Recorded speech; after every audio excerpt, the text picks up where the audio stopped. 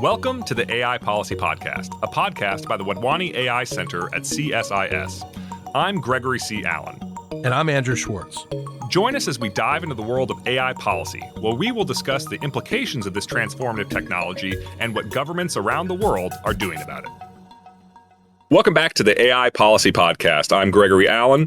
Here we have Vilas Dhar, who serves as president and trustee of the Patrick J. McGovern Foundation, which is a 21st century $1.5 billion philanthropic organization advancing AI and data solutions to creating a thriving, equitable, and sustainable future for all.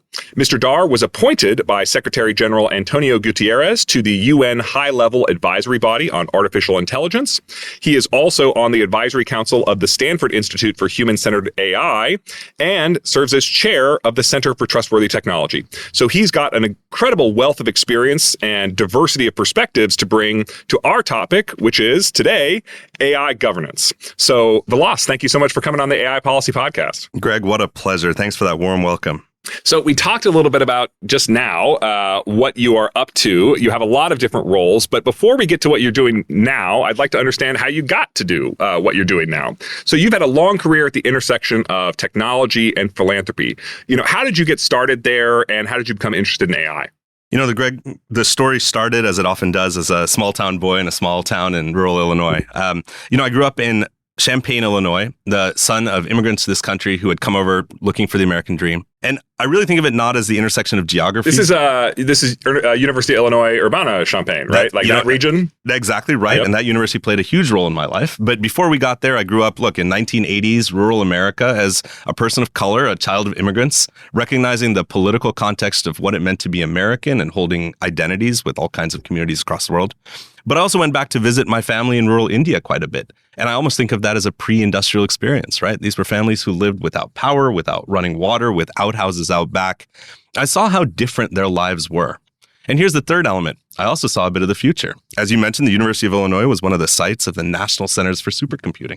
I remember being 8 or 9 years old and running through Cray supercomputers, just absolutely amazed by what we could create when we really put our minds to it. What era Cray computer are we talking? What year is this? Oh, this would have been late 80s, so 88, okay, so 89, this is like the Cray 2. There you go. Which is a fun fact. Yeah. A fun fact. The Cray 2 supercomputer, which I think cost around $100 million, less computing power than an iPad 2 circa 2011. And I just think that's such an incredible fun fact. It really was a revolutionary computer for the time. And now we take for granted that we have supercomputers in our pockets at all times. But what always strikes me, Greg, is we changed the world using these tools that today seem so primitive, right? Yeah. 30 years ago, 40 years ago, we didn't even have a sense of what was possible. I heard recently, and I realize I'm taking you off your life story, Not but at all, this please. You've scratched my fun fact itch. So my other fun fact is there is a USB charger that uses some computing power inside the charger to optimize electrical flow and stuff like that. And that USB charger has more computing power than the computers that ran the Saturn V rocket that took us to the moon, which I just think is hilarious. Okay, sorry, I've taken you off target. You're talking about being at Urbana-Champaign and seeing the future. That's it. And right there and in what you said is exactly the future that I envisioned, right? One where we could do all these amazing things and we had all these incredible tools. And yet you looked at the world and you said, you know what? There were people who were benefiting from it in amazing ways and others who didn't even know they existed. My entire career has been at that intersection, an optimism about how technology might reshape our very experience, and the understanding that unless we do it with intention to actually create more equity and justice in the world, we're just going to build a world where some have and most don't. And if we don't find a way to balance those two things, then I don't know why we're doing any of it. Cool. So for folks who don't know what the Patrick J. McGovern Foundation, what is it? How does it work as an institution? We set out now 8 years ago to build an institution that resolved some of the greatest problems we have with philanthropy as a sector. The idea that these institutions for a long time really focused just on the allocation of capital. And in doing so, they kind of left themselves out of the technological revolution in the last 40 years. When I was at Harvard and I was really beginning to understand the structural and academic frame to this work, I would often ask people, which sector do you think has had more of an impact on your life? Venture capital and technology or philanthropy? And 90 times out of 100 people would say, well, of course, technology, it's reshaped the human experience. Well, it turns out that if you look at most of the years of the last decade, venture capital and institutional philanthropy have spent about the same amount of money coming out of these institutions, about $100 million a year. Always a surprising fact for folks. So what's different? Well, The first thing I realized was these institutions really needed to step into technology in a more meaningful way, to build an operating muscle that let them understand what AI, what digital technologies, what the internet meant. But maybe more fundamentally, they also needed to understand how these tools were changing their core bodies of work. Whether they focused on malnutrition or childhood education, democratic principles and governance, whatever it was that they were doing, AI in particular was going to change the very social and political assumptions that our system is built on. And if we wanted to build civil society resilience, if we wanted to make sure there were participatory voices at the table, we had to invest in it. So that's what we've done. We're now an institution that does three things. We support civil society to use AI at massive scale. We support policy and decision-making in governments and multilateral institutions and in the private sector to build more ethical, responsible frames for how we build technology. And we spend a lot of time and effort envisioning what the institutions of the future need to look like. Those institutions that can support truly multilateral approaches to not just technology, but to how we address some of the greatest challenges that humanity faces. Okay, so you've got this hypothesis that the philanthropic sector is sort of underweighting technology. And this epiphany occurs to you, you said around 8 years ago? That's right. And what you wanted to do was to get more funding into the topic, but I think you also wanted to change a little bit of the approach for how philanthropy works. Because there's philanthropies that sort of like write a check and then say, come back to me in a year and tell me how it went. There's philanthropies that are like very active and actually building things. There's philanthropies that are anywhere in between. And so like, what is the organizational model? You've got these topics you're focused on, but how do you actually do your work? It's an elegant frame for asking what we do. And I'll tell you, capital provision was never all that important to me. Because in the early days, we said, how do we support organizations at the front lines of vulnerability to use AI? And the typical philanthropic playbook would have been make a grant. We tried that. And within a year, organizations came back to us and said, you gave us money to explore this topic, but we didn't have anywhere to spend it. There were no technology institutions that were set up to support us when we asked a question like, how do we build a database that lets us really understand climate change at scale? There were no intermediary institutions in AI. And we realized that we actually had to build those. So that's really been the work, was how do we build technological capacity that serves public purpose at scale? Wait, let's just drill into that for a moment. Okay, so you've sort of said you're making grants and they want to use technology to do work, and you're saying there's nobody that they can go to who actually has the technical chops to execute the projects. Can you give me an example of a project that you were interested in at the time? Absolutely. So let's think about pre-2021 and GPT, or ChatGPT, right? Yeah. The world's doing a fair bit of work on AI, and I want to talk about this a little bit more later. Much of the work in AI doesn't have anything to do with large language models. It's about building amazing data stores that let you do predictive analytics on things like population level health and climate. But if you were to say, we want to build an understanding of how climate change is affecting the resilience of our coastal mangroves, something that's very much in public purpose, but doesn't necessarily have a market-based profit-seeking objective attached to it. Well, what do you need? You need three things. You need the kind of talent that really is able to frame up that problem and actually helps you understand exactly what you're going to need in order to solve it. You need high-quality data that's accessible, that's hopefully of public purpose and open source. And you need compute to actually be able to run and deliver the models that'll get you to your predictive outcomes. Well, if you think about 5 years ago, the talent, as limited as it was, and I often say in 2017 or 18, there were maybe 100 of us that were really experts in AI, and particularly with the social context attached to it. The data was out there, but held very tightly, often in commercial silos. And compute wasn't accessible really to anybody, but particularly not to those who didn't have the mega stores of capital that let them buy 10,000 processors at a time. So we could make a grant, and those grants were $500,000 or $1 million. An organization didn't really have an institution that could help them figure out what even the next step was. We realized we had to build that in-house. And so as an institution, we started hiring data scientists, and then we started hiring AI engineers. And now we hear front-end designers and product managers. We built what essentially is a technology company that's wholly owned by a philanthropy. This team does two things. One is they work very closely with all of our grant partners. They come in from the beginning of a process and say, let's help you understand what data assets you have, how to frame the problem you're trying to solve in a technological way, how we bring in best practices from across our ecosystem, and help you get to the point of technological capacity that lets you solve it. But they do a second thing as well. Because of this incredible learning we've had, they also now in-house build us products that are defined by purpose instead of profit. They actually build products for public use at enterprise level quality of design and scale and support that support things like our first product, which is now deployed in nonprofit newsrooms across the country, helps them actually take investigative reporting and repurpose it for distribution across all kinds of channels. This is a free product that actually changes the underlying economics of a nonprofit newsroom.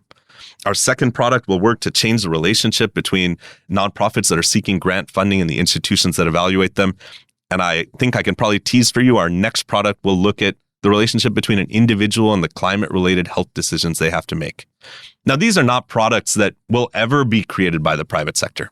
They don't have market incentives attached to them, and they'll never be profitable. But if we want to envision a world in which everybody has access to the benefits of technology, we have to think about where those tools are going to be built.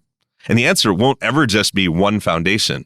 But we're now working on building a model that lets institutions across the planet take this technological capacity and build the products that their communities want and need. So this is interesting. So you're not just trying to give funding and resources to the nonprofit organizations who have missions that you're attracted to. You're actually trying to level them up in terms of skills and capabilities, and then connect them with other people who they can partner with in executing these kinds of goals. It comes from an insight that I think will lead us directly into a governance conversation as well. If I think about the world today, and I talk to communities all across the United States and all across the world, small communities, where they ask me, what is this AI thing and why should it matter to us? The first thing I'm often met with is a fair bit of very fair suspicion. They say, we've seen technology for the last 40 years, and I've seen what happens when my kids get on social media. I've seen what happens when I get fake news and misinformation given to me. For a lot of people, the transformation of technology, even when it's created incredible economic prosperity, hasn't been particularly equitable, has sometimes created some really bad outcomes, and it's often felt like it's been something that's done to us. So here's the interesting thing about that. When you actually ask people, hey, how do you feel this should go? They say, what we often hear is technology companies that make public statements about how they're going to build technology for us instead. But really, that's not what people are asking for. They don't want a small set of technology companies to build tech for them. That requires a whole new level of trust that we're not even close to. My view on this is we should create the capacity for communities to build technology by us, to distribute the capacity to build new tools and software into those frontline organizations that are dealing with vulnerability everywhere across the world. We've got to think about moving this from a conversation about what Silicon Valley will do and how we adapt that to what we need, to saying, how do we build the things we need ourselves? In order to do that, we've got to move away from a frame that's just so easy and so emotionally resonant and so boring that technology companies innovate and governments restrict them by regulation. There's a whole set of players out there that are trying to do something totally different, Greg. And if we're not figuring out a way to get them into the conversation, we're failing the future. Okay, so in your beginning, you talked about three big things that the organization does. Support civil society, which I think is what we've been talking about. Then we've got support policy and envisioning institutions. So I assume that what you're doing to support civil society is exactly what you've been talking about. What about the support policy part of your work? This is it. So if the conversation about AI needs to be something that's about participation, about shared access, about creating new technologies at scale that are designed by communities, we have to have a different form of intervention from the public. Look, the story for 40 years has been, and as I said it, technologies create and governments regulate. Well, none of that really approaches the incredible possibility ahead, which is what happens when you take governments and public funding and you invest into building public sector capacity. There are conversations to be had about how we use government policy to increase and transform education at scale to build more digital literacy in populations, to think about public investments into things like public compute architecture, to think about open data sets that actually transform organizations' awareness of what's happening in the world around us. And these elements require the participation of governments in order to do them at the kind of scale that's necessary. And there's a second element to this. When we begin to think about competition, about security, about a new economic order, if governments aren't in the conversation, they're not even a part of it. They are outsourcing our future to technology companies. So when you talk about building public sector capacity and connecting it just to data, for example, I think about a legendary program run out of NASA and NOAA called Landsat. And this is a program that put satellites, they take pictures of the Earth, and then the data that they take, I say pictures, they do more than just take pictures, but the data they collect from the Earth, they then make publicly available. And agricultural analysts love this, ocean analysts love this, environmental analysts love this. Even, I think mining companies. Everybody is really benefiting from Landsat. And so it's this public good that the US government has been running for, I want to say, something like 50 years at this point. It's a pretty old program, and it's a pretty legendary program. Is that the kind of thing you want to see more of, where the government is collecting data, using advanced technology, and making it available to the entire world, whether that's academic, private sector, et cetera? Or is there something else that you have in mind? So I got to tell you, I love Landsat because I used it early in my career, and it's exactly what you just described. It's a perfect example of a public good run by government. But I'm not going to say to you that I think governments should be the ones that are gathering data on anything, really, right? So let me give you an alternate example. You know, the funny thing about the census, and this is a great actually entry point to the next part of our conversation, is for 200 years, the government ran the census. And for 200 years, census takers often went into indigenous communities across America. And because they didn't feel like the data they were collecting was statistically significant enough, would often replace the data from entire communities with an asterisk. Led to the name the Asterisk Nation, which for many years became how we described federal data about indigenous communities across America on reservations. I'm a huge fan of the census. I actually started working on punch card census records when I was 20 years old. Oh, that's amazing. I'm trying to figure out how American westward expansion happened and building algorithms that would support our academic analysis. But the census was and always has been flawed. And it's flawed for many of the reasons that our modern data stores are flawed. Why do we collect data today? The vast majority of data that's collected is collected because it has a commercial purpose. It's collected by companies and by institutions that are collecting data that supports their market access, their optimization. And because of that, we also don't collect data about massive parts of the human experience and really massive parts of the human population on this planet. So if we're going to think about centralizing data collection, we need to make sure that we do it inside of a world where there are real rules and principles that talk about inclusivity and equity. Because you know what happened to the Asterisk Nation is because they weren't represented in census data, they often weren't represented in federal funding. That it actually became a tool to advance social policies that excluded indigenous people in this country. So let me take you from there to a much more positive example. You mentioned NOAA, which I absolutely love, and the story that I think people might be familiar with, not just of Landsat, but also in the late 90s, taking weather modeling and predictions that were really held by NOAA and allowing the private sector access to them, to build tools that allowed for things like the National Weather Service to turn into apps on your phone that give you really accurate weather predictions. Let's take the weather example and move it forward a little bit, because there's something really interesting happening in this space.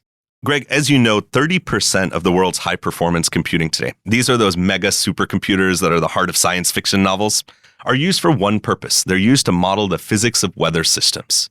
They get us really good predictions, often on 5 or 7 day tracks, sometimes out to 9 days on things like hurricanes and typhoons, on monsoons and weather events that affect billions of people on the planet. But 30% of our modern supercomputing infrastructure goes to do this. I sat down a few weeks ago with scientists that are working inside of one of the corporate research labs that said we can use generative AI techniques to actually build a weather model that gives you fidelity up to 99.9% out 12 days into the future. A model that's actually quite small. It's about 1 billion parameters. It can be run really in a, not necessarily even a commercial supercomputing array. It can be run on, what many corporations have access to. And think about how it would change the world if we could provide 12 days of high fidelity weather forecasting to communities at the front lines of vulnerability to weather risks. But also, think about what would happen if we could free up 30% of the world's supercomputing capacity to go off and work on other classes of problems that really require CPU compute. So where should this happen? Well, coming back to your question, the idea is this probably isn't something that is going to immediately attract commercial venture capital and take it out to a product. This is a perfect space for government funding, particularly research and development funding, to go in and say, let's go out and validate what these models can do. Let's get them into the hands of communities that need them in Louisiana, in Florida, right on the Gulf, where hurricanes are such a critical part of the risk factor of lives, but also see how we can free up our compute resources at Oak Ridge and our national labs to go and work on other things. Okay, that's a long story, Greg, and you've been very patient with me, but let me give you the point right up front. Governments need to move from regulating the bad behaviors of technology companies to thinking about how we invest in new and positive visions of what AI can mean for our citizens. Across so many domains, access to healthcare, access to government benefits, thinking about new opportunities for economic dignity and skilling and training. That's something that we can do here in the United States. But when I go across the world and I talk to leaders in West Africa or in South America, they often tell me what their hopes and aspirations are for AI. They're not thinking about safety. I mean, of course they are, but those aren't their priorities, right? They're not thinking about ensuring that we limit a particular technology actor. They're asking me questions like, how can I use these tools to increase the yield of sustainable farmers in my communities? How can I make sure that it pushes people out of the worst, dirtiest, and most dangerous jobs in mining? How can I make sure that we're investing in AI for those things that will make the lives of my citizens more dignified, more safe, and more prosperous? That requires governance. Okay. So the conversation I've often heard is that safety is a big part of governance, but you're talking about governance, in this broader context. So how would you define AI governance, and what are you looking to enable? And I think that's exactly right. That's where the conversation started. And it started for many reasons that we can talk about, but first out of a very well publicized but limited set of voices that were telling us about existential risks that might come from AI. And I think that was an important intervention to the conversation, but that can't be everything we talk about.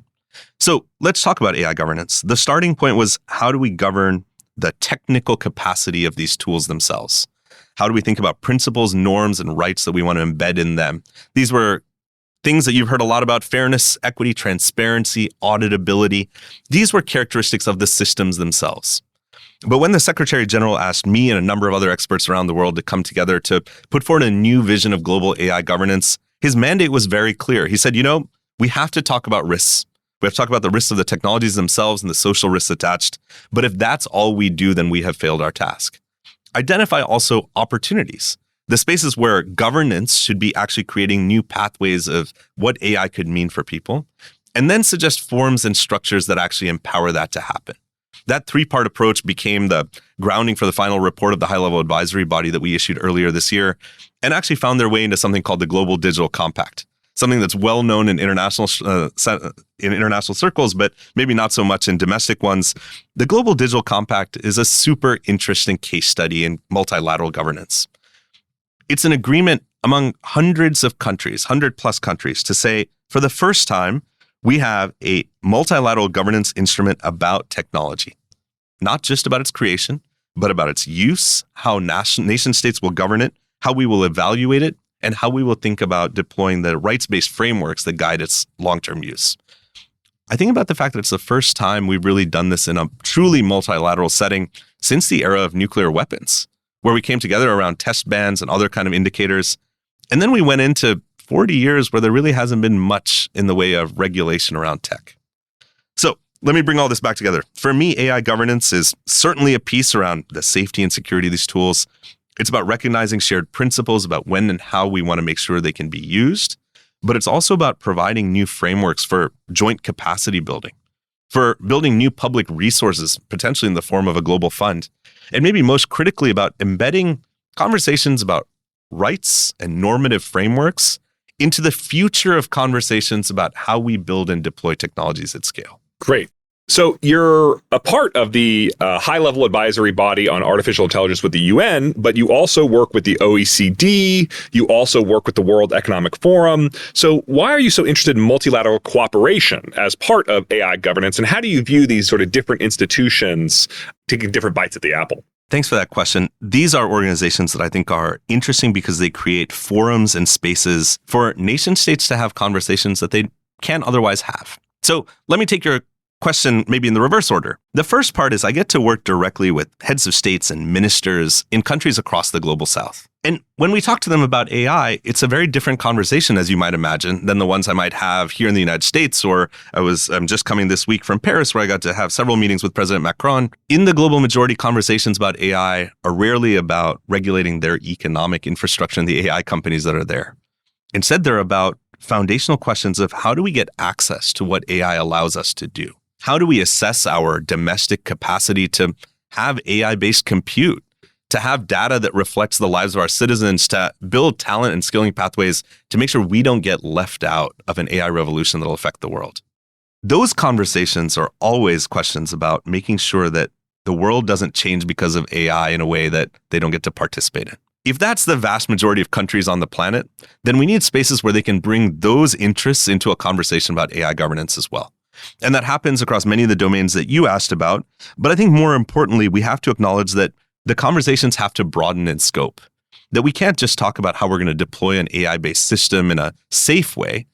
We have to ask a question about how deploying it will change the economic realities of a country, of trade, of how we think about political and social influence, of what models of technology creation and the democratic principles that I hope will be imbued in them are reflected in how companies actually use this to change their economic structures. Greg, the question here often starts with AI, and I often talk about AI as a Trojan horse. It's a way to get people around the table on a topic that's at the height of its hype cycle right now. But very quickly, a conversation about AI can become a conversation about economic opportunity, about multilateral global force projection, about the strategic ways that we're going to train a demographic shift in people to have access to AI tools, about access to healthcare, about political participation. It's a way to enter a conversation about the core human rights frameworks that we want to see around the world. So you've talked a lot about how you're trying to make sure that AI and the AI conversation around governance takes concerns like equity and other global priorities. So what is your organization doing to ensure that that happens? What is your organization trying to encourage to ensure that that happens? I think the first part of this analysis starts from the fact that for us to have a real global conversation that's rights-based, we need to include the organizations that we as a society have tasked to do that for us. These are organizations certainly in every problem domain that are at the front lines of emergent thinking, from health access and malnutrition to political participation to climate. But we can't just ask them to step into a conversation about technology without helping them understand exactly what the ramifications of this work looks like. So that's point one. The second is, I think we need new civil society institutions that can directly advise on policy. The growth of new institutions that can ask questions about how AI systems might increase authoritarianism or surveillance, that can protect against anti-competitive behaviors, that can understand what the economic effects of job or task-based displacement might be. Well, these are all things that CSIS and the Wadhwani AI Center are very interested in doing as well. So I'm glad to hear you say it. It's been a deep pleasure to see your academic and strategic interventions in this space, and to recognize that where we have the great privilege of building institutions like this in the global north, we need to equally invest in making sure the global majority voices are reflected in the work, in the lived experience, and in the kinds of ideologies that are coming out. I also want to acknowledge that from a domestic and American perspective, we need to ensure that human rights frameworks are embedded in the conversation. If these have been the normative frameworks that have allowed the world order to lead towards liberal democracies for the last century and more, we can't give that up now, which means we have to participate in global conversations around this, and that needs to be informed by our institutions. I think the third part of this is to recognize that we might think of AI governance as an abstraction, as an intellectual activity, as a policy framework that happens in closed doors in policymaking institutions around the world. But I recognize that the ramifications of AI-based change are being felt by people on this planet every single day already, even when they can't identify that it's happening. In positive ways, in the ways that AI systems are helping people find better access to neonatal care, or in the ways that it's leading to companies or governments acting in predatory ways that surveil their citizens, that repress political dissent, that keep organizations from coming together and actually standing forward to be the voice of people. So let's talk about that just for 1 second, because I do think that the role that AI plays in a country like China, which has an extraordinarily robust and broad surveillance state that is enabled by AI, whether that's face recognition or voice recognition, and then at the same time you've got liberal democracies that are also seeking to accelerate the adoption of AI. So what role do you think about for AI governance in the challenges that liberal democracies are facing, with the changes that we're seeing in the authoritarian governed parts of the world? One of the most hopeful trends that I'm seeing in multilateral governance of AI is moving from a world in which leadership is about the loudest voice in the room to one where there's real diversity in who's around the table. This is a uniquely liberal way of thinking about the world. It's in direct contravention to authoritarian frameworks. It means that we create agency and dignity in the participation for those who are most affected. And with intention, we can change what I think has been a 40-year period of excluding people from technology conversations to bringing them into it. Now, this is an extension of much deeper values that we hold as a society. One's around frameworks in dignity and agency, around participation, around decision-making that's aligned to lots of different interests, and the concept of allowing for productive dissent. There's a different model out there, and we're seeing it often in adversarial activity. And I say that because of interventions that I think are affecting real people in real ways. The meddling in elections around the planet, the restrictions of movement that authoritarian AI enables in facial recognition, the ways that surveillance are affecting our trust in our communications with each other, and the ways that targeted interventions are destroying trust in our institutions. It comes back to the core point, Greg. A conversation about AI is never about AI. It's about the decisions that humans are making in our institutions and whether we want those decisions to foster a sense of a world that's actually fair and just. Amazing. So now we've covered the sort of gamut of everything that you're interested in. And now I just want to pick your brain about what you see as the future coming. So you've talked a little bit about how the future over the next 10 to 20 years could be very, very different than the world we're currently living in. I certainly am not one to say that the pace of change is going to slow down. I want to talk about what you're excited about. So what are the AI use cases that you expect to be most transformative, most exciting in the next decade or two?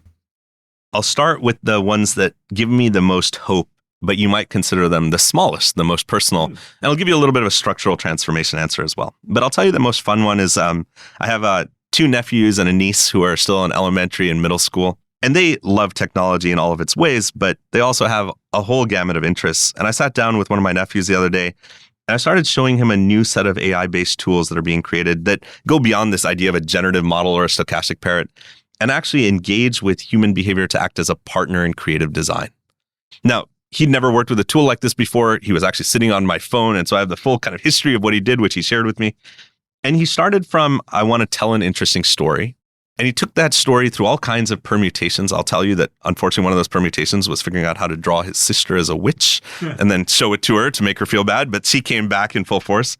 But what it eventually led to was this incredible conversation that he was able to have with a system that let him develop his own ideas to build a world that started with a story and become a visual representation with graphics and eventually turned into a short video that he created over the course of a couple of hours sitting with the tool.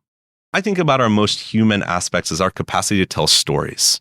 Stories that are interesting and provocative, but maybe most importantly, create a shared sense of belonging, create a sense of how we are more alike than different. His story that he shared with me and with a bunch of other kids started making everybody laugh. We came together in a moment of joy. Now take that and blow it out to billions of people on the planet who live in one of the most fragmented information ecosystems, I think, of human experience and say, what would it look like to help people tell more effective and better stories that speak from the heart? I think that's really incredible. Now, that's a way of thinking about how we build a new political and social shared sense of identity, where these tools aren't about how we just do the things that we do already, but do them slightly better. It's about how we do better things as a society. I'm very hopeful about that. I'm hopeful about all the applications of AI that let us take what makes us human and make us better at doing them. Make us, maybe, better humans. Great. And we're in Washington, D.C. right now. You're not based in Washington, D.C., but I understand you come here pretty often. So now as we're thinking about the future, let's talk about the government. What AI policy areas are you hoping to see new U.S. government action, either by Congress or the executive branch, over the next 5 years, 10 years? Yeah, it's a good timeline to look at it on. I'd say 5 to 10 years is the way we should think about it. I think we've done a great deal of good work inside of government on things like building frameworks for policies that should arise. I think between the executive orders that both of the last administrations have created, we've created an environment in which there's a clear mandate for government agencies to go out and, with curiosity and belief, understand and use these tools, the deployment of chief AI officers across government agencies, and the mandate to say, figure out how to use these to do what you do better. I think that's been a very positive side to it. I also think we've seen the framing of different approaches that have reflected the different administrations we've had, going from, I think, in the first Trump administration, an effective directive through government to say, understand what the competitiveness implications of AI are, how we should think about national security, how we should build capacity. In the executive order under the Biden administration, a significant amount of language and directive that focused on rights-based frameworks and civil society participation.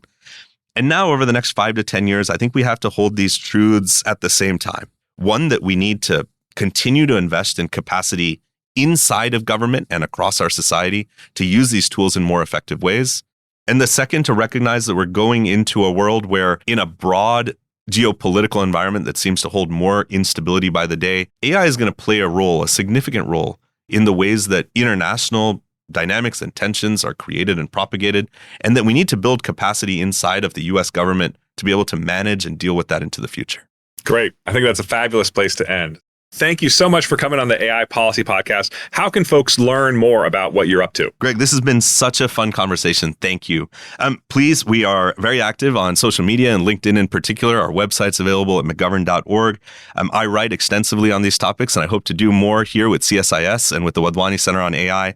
And I'm so grateful for your thought leadership on this topic as well, Greg. Well, thank you. And I'm sure many of folks will look into the work that you're doing here if they're not already aware, which our audience is pretty wonky, so I suspect they're already a little bit aware, but this was a great deep dive into everything you're doing. Thanks very much.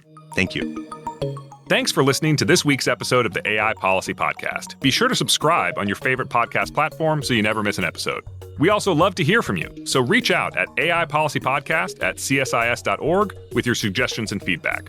Finally, don't forget to visit our website, csis.org, for our latest research reports and events. This podcast was produced by Sarah Baker, Isaac Goldston, and Sadie McCullough. See you next time.